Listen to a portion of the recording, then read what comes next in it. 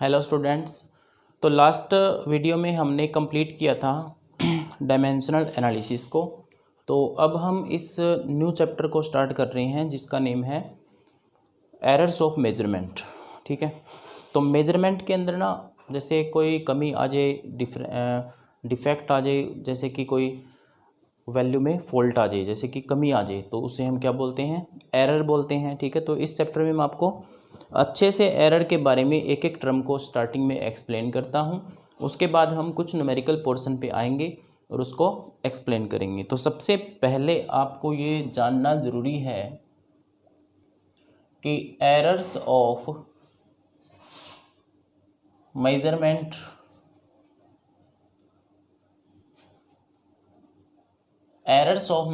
में एरर क्या होता है। ठीक है। What do you mean by error?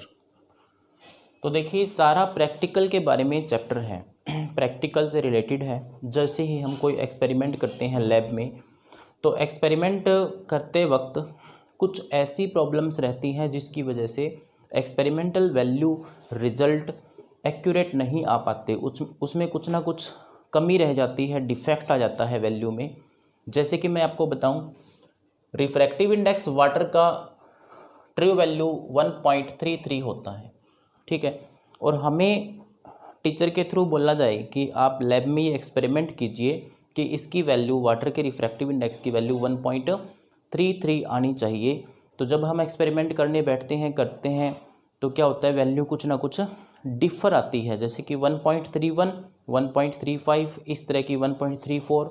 तो वो ट्रू वैल्यू के साथ मैच नहीं करती, तो हम कहते हैं कि उस वैल्यू में कुछ ना कुछ क्या है, एरर है, डिफरेंस है ट्रू वैल्यू में। तो इसलिए उसे क्या बोलेंगे? एरर बोलते हैं। ठीक है। तो ये सारा ना लैब के लिए है, प्रैक्टिकल के लिए है ये चैप्टर। तो इससे रिलेटेड आपको हर टर्म के बारे में पता होना चाहिए। तो सबसे पहले देखिए, एरर होता क्या है। It is the difference between true value and measured value. True value और मेजर्ड वैल्यू में जो डिफरेंस होता है उसे हम क्या बोलते हैं? एरर बोलते हैं। यानी मैं कि ऐसे लिख सकता हूँ, error is equal to true value minus measured value. ठीक है। मेजर्ड वैल्यू वो वैल्यू है जो लैब में हम लोग ट्राई करते हैं किसी एक्सपेरिमेंट को, तो जो हम वैल्यू मेजर करते हैं वो ये मेजर्ड वैल्यू है। और ट्रू वैल्यू ये वो वैल्यू है जो उसकी फिक्स पहले से होती है, जब मतलब फर्स्ट टाइम एक्सपेरिमेंट किया जाता है तो जो उसकी वैल्यू आती है उसे उसकी क्या बोलते हैं? True value. ठीक है। तो उसे हम क्या बोलते हैं? सिंपली एरर बोलते हैं। इतनी बात क्लियर होगी। ठीक है। तो देखिए, अभी हम करते हैं टाइप्स ऑफ एरर के बारे में पढ़ लेते हैं। Types of error. तो एरर मेनली अगर मैं थ्योरेटिकल बात करूं तो 3 तरह से हो सकता है। दैट में बी सिस्टेमैटिक एरर। ठीक है। दूसरा होता है रैंडम एरर।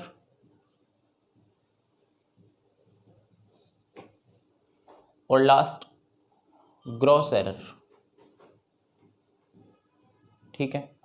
तो एक एक को एक्सप्लेन करते हैं हम, दैट इज थ्योरेटिकल पोर्शन। ठीक है। तो फर्स्ट देखिए, सिस्टेमैटिक एरर से हमारा क्या मीनिंग है? सिस्टेमैटिक एरर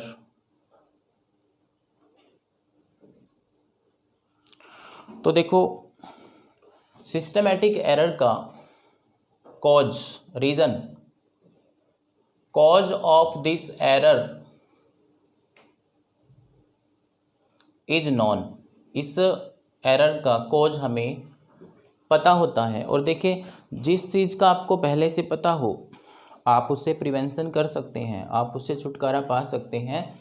भी ऐसा एरर जिसका हमें कॉज पता हो, तो उस एरर से हम क्या कर सकते हैं? प्रिवेंट कर सकते हैं, उसे बचा जा सकता है। ठीक है। तो सिस्टमैटिक एरर वो एरर होता है जिसका कॉज हमें पहले से पता होता है सो दिस में बी मिनिमाइज्ड।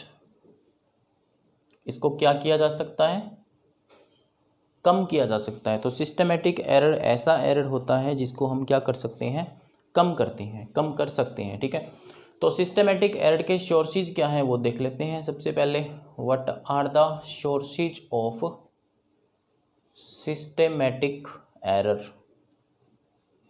सिस्टमेटिक एरर आता किसकी वजह से है, देखिए फर्स्ट पॉइंट बढ़ाते हैं। इसे हम बोल सकते हैं इंस्ट्रूमेंटल एरर। क्या बोल सकते हैं, इंस्ट्रूमेंटल एरर होता है ये। ठीक है, अब इंस्ट्रूमेंटल एरर को समझिए। फॉर एग्जांपल जिस डिवाइस से, जिस इंस्ट्रूमेंट से हम किसी की मेजरमेंट कर रहे हैं किसी एक्सपेरिमेंट में, मान लें आप कोई एक्सपेरिमेंट कर रहे हैं, उसके अंदर किसी चीज़ की लेंथ मेजर कर रहे हैं और लेंथ मेजर करने वाली डिवाइस पहले से वहाँ से वॉर्न ऑफ है, वहाँ से टूटी हुई है। मान लो ऐसे, मान लो कि ब्रेक है, वहाँ से टूटी हुई है, जैसे स्केल है एक तरफ से टूटा हुआ है। तो यानी इसका मतलब ये हुआ कि जो वैल्यूज आएंगी दे विल बी इनकरेक्ट, जो वैल्यूज आएंगी वो सही नहीं आएंगी। या हम कह सकते हैं जैसे वर्नियर कैलिपर होता है एक, आप जब एक्सपेरिमेंट करेंगे तो आपको बताया जाएगा। वर्नियर कैलिपर होता है, उसके अंदर दो स्केल होते हैं। ठीक है, एक वर्नियर स्केल होता है, दूसरा मेन स्केल होता है। तो वर्नियर स्केल और मेन स्केल की जीरो अगर आपस में कोइंसाइड कर रही हो तो वो इंस्ट्रूमेंट बिल्कुल ओके होता है, ठीक होता है। अगर वर्नियर स्केल और मेन स्केल की जीरो आपस में कोइंसाइड नहीं कर रही हो तो वो अपरेटस करेक्ट नहीं होता। तो इसका मतलब हम शॉर्ट में ये कह सकते हैं कि इंस्ट्रूमेंटल एरर वो होता है जब किसी डिवाइस को मैन्युफैक्चर करते वक्त उसमें कुछ ना कुछ इम्परफेक्शन रह जाए और उसको जैसे मार्केट में फिर मान लो वो सेल होती है और उसको जितने भी बच्चे हैं लैब के अंदर या फिर साइंटिस्ट है या कोई रिसर्च कर रहा है मान लो, तो वो यूज़ करता है तो उसकी वैल्यू तो रॉन्ग ही आएगी ना। तो इस तरह के एरर को हम क्या बोलते हैं, इंस्ट्रूमेंटल एरर। आप शॉर्ट में याद रख लो, अगर इंस्ट्रूमेंट में ही प्रॉब्लम है तो उसे क्या बोल देंगे, इंस्ट्रूमेंटल एरर। ये क्लियर हो जाएगा। ठीक है, तो this arise due to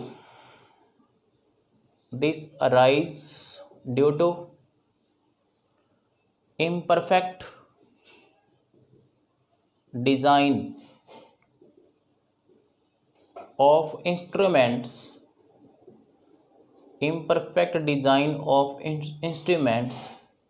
during manufacturing के वक्त अगर उसके डिज़ाइन में इम्परफेक्शन है तो दैट इज़ ड्यू टू, उसे हम क्या बोल सकते हैं, इंस्ट्रूमेंटल एरर बोल सकते हैं। तो इसी से नेक्स्ट देखिए आप। ठीक है, नेक्स्ट में हम क्या करते हैं, देखो इस सिस्टमेटिक एरर के कुछ पार्ट ही आपको एक्सप्लेन कर रहा हूँ शॉर्ट में, ऐसे तो थ्योरी बहुत है इनके बारे में। ठीक है, तो सेकंड देखिए personal error.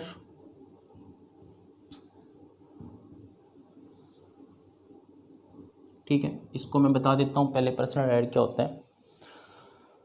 This error arise due to inexperience of observer. For example lab में कोई पर्सन मान लो एक्सपेरिमेंट कर रहा है और उसको एक्सपीरियंस नहीं है उस एक्सपेरिमेंट को करने का, यानी कि उसको उसके बारे में कुछ पता नहीं है ज़्यादा और वो एक्सपेरिमेंट करना शुरू करता है। जैसे कि फॉर एग्जांपल अपरेटस को उसको सेट करना नहीं आ रहा, ठीक है, रीडिंग कोई नोट नहीं करना आ रहा, गलत अपरेटस को सेट करके अगर वो रीडिंग नोट कर रहा है तो बताओ क्या होगा, एरर ही आएगा ना।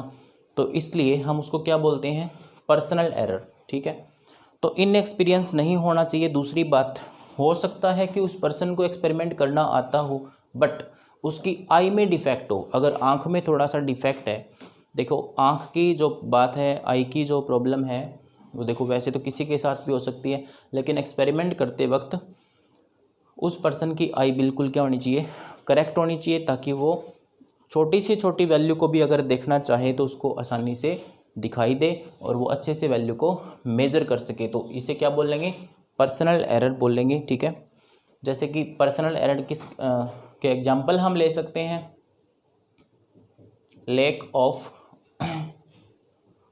Proper setting of apparatus.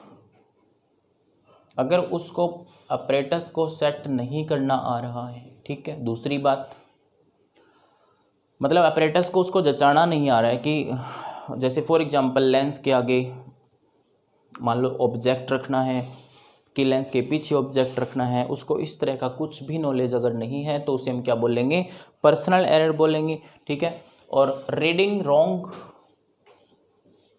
Reading of या रीडिंग इंस्ट्रूमेंट, अगर वो रीडिंग करता है इंस्ट्रूमेंट को without setting it properly, without setting it properly, तो उसे भी क्या कहेंगे, पर्सनल एरर का ही कारण उसको बोलेंगे, ठीक है।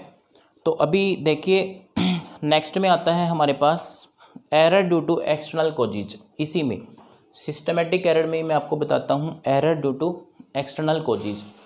तो एक्सटर्नल कॉजेज में जैसे कि मान लो एक्सपेरिमेंट करते वक्त टेम्परेचर, प्रेशर, ह्यूमिडिटी, विंड, ये सारी चीज़ें अगर चेंज होती हैं तो उसे हम क्या बोलेंगे, उसकी वजह से अगर वैल्यू में डिफरेंस आ रहा हो, एरर आ रहा हो, तो उसे हम क्या बोलेंगे, error due to external causes, ठीक है। थर्ड देखिए error due to external causes. तो एक्सटर्नल कॉजेज क्या होते हैं, जैसे कि टेम्परेचर चेंज होना अचानक, प्रेशर का बदलना एक्सपेरिमेंट के ड्यूरिंग, ठीक है, ह्यूमिडिटी का, विंड का, इन सभी चीज़ों के चेंज होने से वैल्यू पे भी क्या पड़ेगा, असर पड़ेगा, ठीक है। तो और फोर्थ देखिए लिस्ट काउंट एरर। आपको मैंने ना एक चैप्टर में बताया था कि लिस्ट काउंट क्या होता है, द स्मॉलेस्ट वैल्यू ऑफ या the smallest value which can be measured by any instrument is called list count, ठीक है। जैसे कि फोर्थ है, उसको हम सिस्टमेटिक एरर का फोर्थ पार्ट है, what is list count error. तो देखिए smallest value which can be measured by any instrument is called list count error. उसे क्या बोलते हैं, लिस्ट काउंट बोलते हैं उस डिवाइस का। तो लिस्ट काउंट एरर क्या बोलेंगे, अगर वो डिवाइस उस वैल्यू को, उस वैल्यू से कम वैल्यू को मेजर ना कर पाए या उतनी उसके अंदर वैल्यू ना एग्जिस्ट करती हो तो उसे क्या बोलते हैं, लिस्ट काउंट एरर। तो ये थियोरेटिकल पोर्शन है, आप इसको ध्यान रख लेंगे। तो मैं ओवरऑल आपको बता रहा हूँ सोर्सेज ऑफ सिस्टमेटिक एरर जो है या फिर जो सिस्टमेटिक एरर है उसको हम मिनिमाइज कर सकते हैं। क्यों कर सकते हैं, क्योंकि इसका कॉज हमें पहले से मालूम होता है, पता होता है, और जिस चीज़ की वैल्यू हमें पहले से पता होती है हम उसको इजीली क्या कर सकते हैं, रिड्यूस कर सकते हैं। इतनी बात समझ आ गई, ठीक है। अभी देखिए सेकंड टाइप जो था एरर का, दैट वाज रैंडम एरर। क्या होता है वो, रैंडम एरर होता है, बी पार्ट। तो हम रैंडम एरर की बात कर लेते हैं। देखिए रैंडम एरर को बाई चांस एरर भी बोलते हैं, नाम से ही आप समझ गए होंगे भी, जिसका कॉज हमें पता नहीं होता। एक्सपेरिमेंट के दौरान, एक्सपेरिमेंट के ड्यूरिंग अगर अनप्रिडिक्टेबल वेरिएशन आती है एक्सपेरिमेंटल कंडीशन में, मतलब आप ऐसे बोल सकते हैं कि अनप्रिडिक्टेबल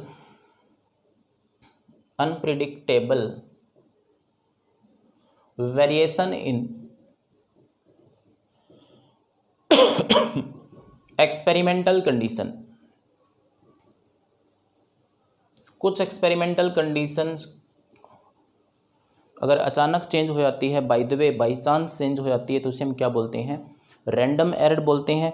तो रैंडम एरर का कोई आपको रीज़न तो पता ही नहीं, कॉज तो पता ही नहीं, तो इसलिए आप उसको मिनिमाइज कर सकते हो कि नहीं कर सकते हो, उसको मिनिमाइज कर सकते हैं। देखिए फॉर एग्जांपल रैंडम एरर का एक एग्जांपल देता हूँ आपको।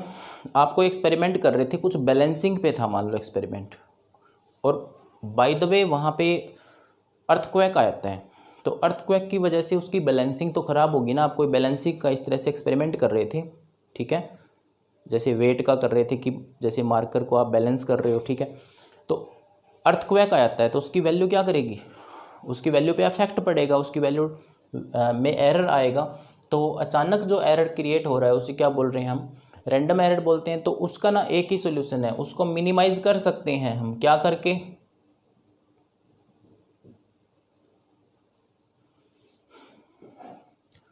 उस एक्सपेरिमेंट को बार बार रिपीट करके लार्ज नंबर ऑफ टाइम पे उसको रिपीट करेंगे।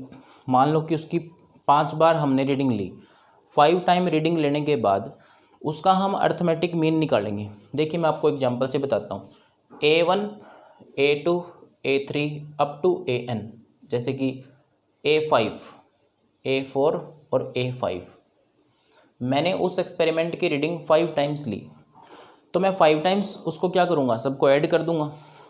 A1 plus A2 plus A3 plus A4 plus A5 और बाई में 5 से क्या कर देंगे, डिवाइड। तो जो भी वैल्यू आएगी that will be mean value, और उस मीन वैल्यू को क्या हम क्या बोल देंगे, ट्रू वैल्यू बोल देंगे। यानी कि इस केस में आपको एक्सपेरिमेंट को क्या करना पड़ेगा, बार बार रिपीट करना पड़ेगा, और रिपीट करने के बाद उसको हम अर्थमेटिक मीन निकाल लेंगे। जो अर्थमेटिक मीन आएगा वही हमारी क्या होगी, ट्रू वैल्यू और मेजर्ड वैल्यू होगी। ठीक है, तो लास्ट देखिए आप, ग्रॉस एरर क्या होता है। ये एरर का चैप्टर जितने भी पीछे हमने चैप्टर किए हैं उनसे ज़्यादा रिलेटेड नहीं है। किसी बच्चे ने अभी तक स्टडी स्टार्ट नहीं किया तो वो यहाँ से कर सकता है, ठीक है, इस चैप्टर से। तो देखिए थर्ड था ग्रॉस एरर। ग्रॉस एरर क्या होता है, देखिए, the error arise due to sheer carelessness.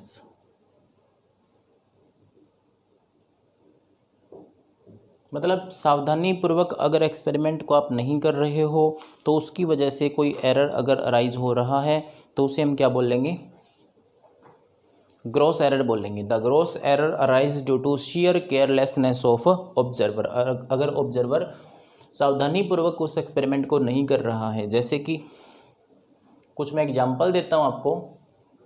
First, जैसे कि reading an instrument without setting it properly. बिना अपरेटस को अच्छे से सेट किए अगर वो रीडिंग को नोट कर लेता है तो उससे क्या होगा, रिजल्ट में क्या आएगा, वेरिएशन आएगा, एरर आएगा। ठीक है, या फिर टेकिंग ऑब्जर्वेशन रॉन्गली। अगर वो ऑब्जर्वेशन को ही ढंग से नोट नहीं कर रहा है, रॉन्ग नोट कर रहा है, तो उससे क्या होगा, उससे भी ये एरर आएगा। ठीक है, या रिकॉर्डिंग द ऑब्जर्वेशन रॉन्गली, ये तो चलो वही हो गया। ठीक है, या using wrong value of observation in calculation.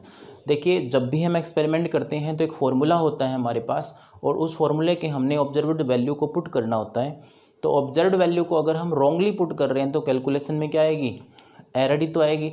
तो ये था हमारा एरर से रिलेटेड थोड़ा सा इंट्रोडक्टरी था, ये थ्योरी थी, मैंने आपको एक्सप्लेन करी है। ठीक है, तो 3 तरह के एरर मैंने बताया आपको, सिस्टमेटिक, रैंडम एरर और ग्रॉस एरर। अब देखिए मैं आपको ले चलता हूँ इस चैप्टर का सबसे इम्पोर्टेंट टॉपिक। देखिए आपको इसमें मैं कराता हूँ सबसे पहले mean value,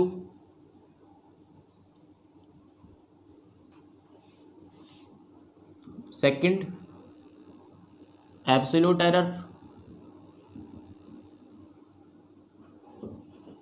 mean value absolute error, next mean absolute error,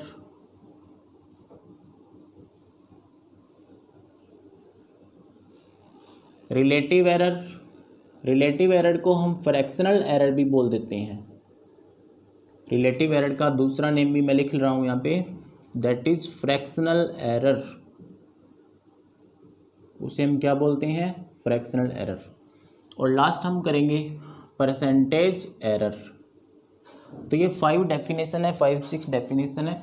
definition के साथ साथ फॉर्मूले आएंगे, उन फॉर्मूलों को आपने अच्छे से याद रखना है ताकि हम न्यूमेरिकल्स को अच्छे से कर पाएँ। ठीक है, तो सबसे फर्स्ट देखिए आपको मैं एक्सप्लेन करने जा रहा हूँ, what do you mean by mean value.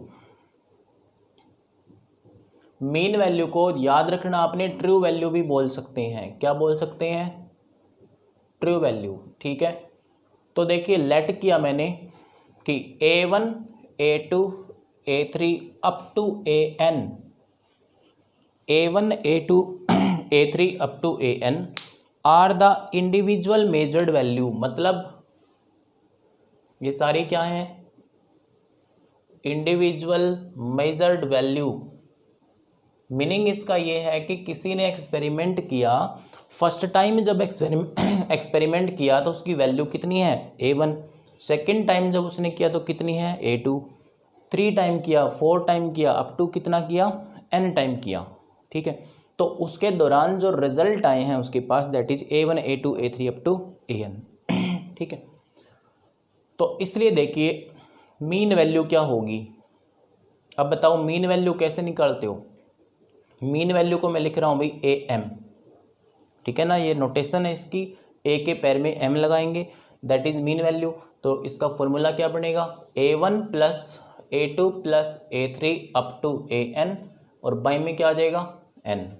तो this is the formula of mean value. ये अच्छे से लर्न कर लेना, न्यूमेरिकल में काम आएगा ये, ठीक है। अभी देखिए दूसरा अच्छा एक बात और, इस मीन वैल्यू को ही हम क्या मानते हैं ट्रू वैल्यू। मीन वैल्यू को ही क्या मानते हैं हम ट्रू वैल्यू मानते हैं, ठीक हो गया। अब सेकंड देखिए, अगला है what do you mean by absolute error, ठीक है। तो it is the difference of mean value, mean value कितनी होती है AM, and individual measured value, और इंडिविजुअल मेजर्ड वैल्यू का डिफरेंस होता है। तो देखिए एब्सोल्यूट एरर को हम राइट करते हैं डेल्टा A1 से, मतलब मैं फर्स्ट वैल्यू का मतलब फर्स्ट मेजर्ड वैल्यू का एब्सोल्यूट एरर निकाल रहा हूँ, तो उसे क्या लिखेंगे डेल्टा A1, ठीक है। फॉर्मूला क्या रहेगा डेफिनेशन के according mean value minus measured value का डिफरेंस। ये अच्छे से समझ लीजिए फॉर्मूला, ये आपको ध्यान रखना है, ठीक है। नेक्स्ट क्या है डेल्टा A2, मतलब सेकंड मेजर्ड वैल्यू में एब्सोल्यूट एरर निकालना है। तो absolute error in second value is AM minus कितना आएगा A2। Similarly third absolute error क्या आएगा डेल्टा A3, तो AM माइनस A3। तो इस तरह से ये वैल्यूज चलती जाएंगी, क्लियर। तो क्या हो जाएगा delta AN equal to AM minus AN। तो ये फॉर्मूला था एब्सोल्यूट एरर का, आपको समझ आ गया होगा, ठीक है। इसको देखो एक बार,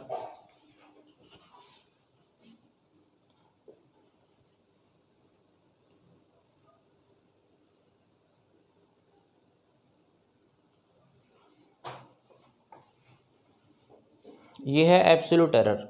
देखिए मैं दोबारा से बता देता हूँ, absolute error in measurement of A1 is equal to true value में से क्या घटाएंगे फर्स्ट मेजर्ड वैल्यू, तो AM minus A1, AM minus A2, ये सारी वैल्यूज क्या हैं एब्सोल्यूट एरर है, ये ध्यान रखना है, ठीक है। अभी देखिए मीन एब्सोल्यूट एरर क्या होता है।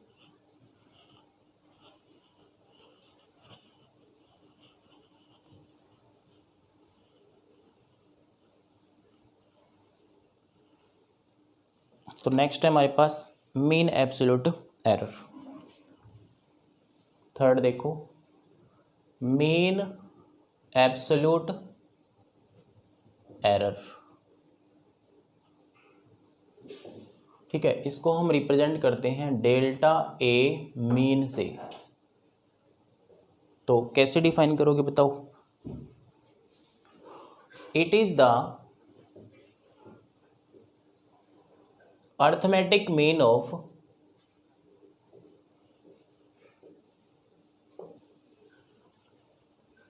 all absolute error, it is the arithmetic mean of all absolute error। देखिए it is represented या it is denoted as delta A mean, delta A mean से इसको राइट करते हैं। तो देखिए फॉर्मूला क्या होगा mean absolute error is, mean absolute error is क्या होगा डेल्टा A1। देखिए डेल्टा A1 क्या होता है फर्स्ट एब्सोल्यूट एरर, दूसरा डेल्टा A2 भी क्या होता है एब्सोल्यूट एरर। तो सभी एब्सोल्यूट एरर का क्या ले लिया मैंने, मीन लिख लिया, और उसको मैं डिवाइड कर दूंगा किससे, n से, ठीक है, जितने नंबर ऑफ टाइम, तो उसको क्या बोलेंगे, डेल्टा ए मीन बोलेंगे। सभी एब्सोल्यूट एरर का अगर अरिथमेटिक मीन निकाल दें तो that is mean absolute error. अब हम चलते हैं नेक्स्ट डेफिनेशन पे, that is fourth. What do you mean by relative और फ्रैक्शनल एरर,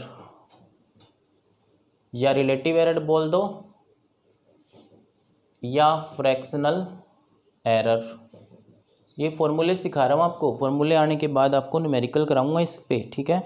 फॉर्मूले अच्छे से याद कर लेना आप लोग, ठीक। तो देखो रिलेटिव एरर क्या होता है, it is the ratio of mean absolute error to the mean value, ठीक है।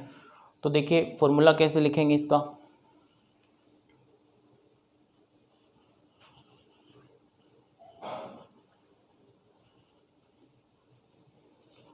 रिलेटिव एरर को मैं राइट कर सकता हूं